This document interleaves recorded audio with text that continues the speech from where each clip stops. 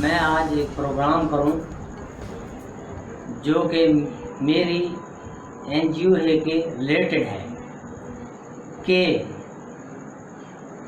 بہویں آئے روز چولہوں کے پھٹنے سے، آگ کے لگنے سے کیوں جلتی ہیں۔ میں نے بڑا سوچا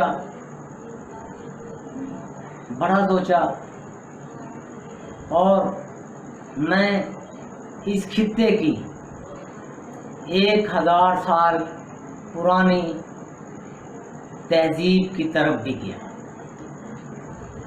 میرے بھائیوں، ہم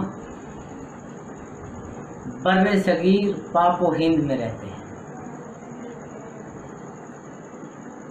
ہندوستان میں آج بھی عورتوں کو ستی کیا جاتا ہے۔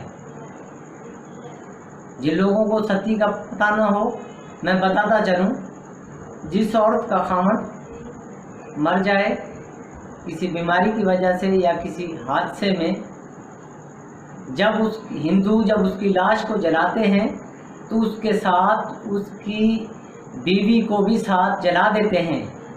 اس رسم کو وہ ستی کی رسم کہتے ہیں، جو کہ آج بھی ہندوستان میں رائج ہے۔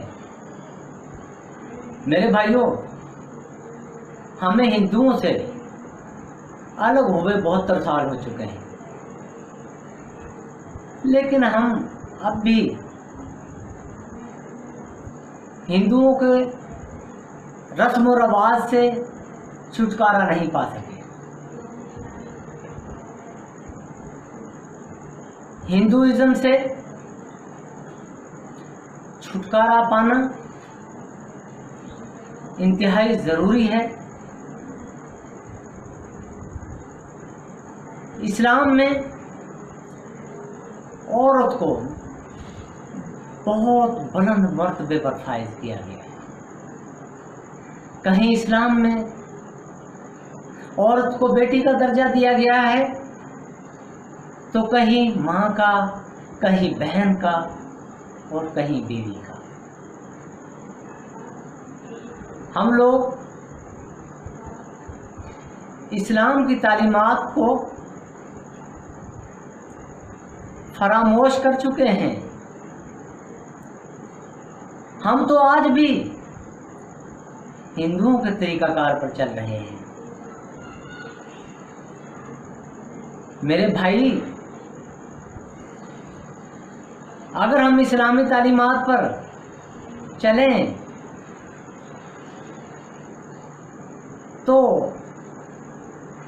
عورتیں اپنے گھروں میں سکون سے رہیں، کوئی عورت چولہا پھٹنے سے، جلنے سے نہ مرے۔ اچھا، ایک بات مجھے آج تک سمجھ نہیں آئی کہ کبھی آپ لوگوں نے سنا ہے ہندوستان کے اندر، بنگلہ دیش کے اندر یا پاکستان کے اندر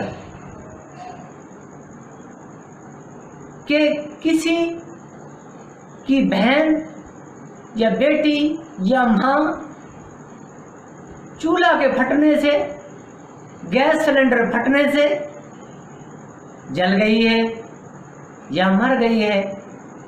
بھائی، ہم نے تو نہیں سنا۔ ہم تو آئے روز یہ سنتے ہیں کہ بیوی، فلاں کی بیوی روٹیاں پکاتے ہوئے گیس سلنڈر کے پھٹنے سے مر گئی ہے۔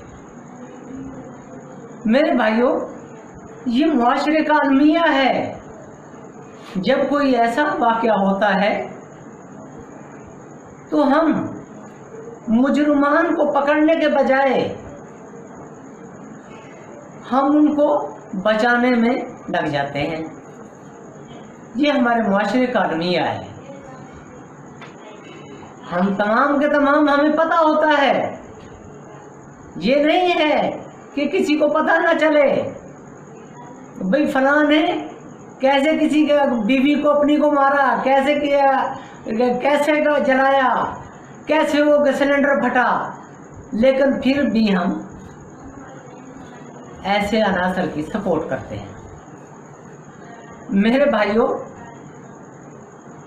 ایک تو مسئلہ یہ ہے، ایک اور گمبھیر مسئلہ ہے جو ہندو رسم و رواج کا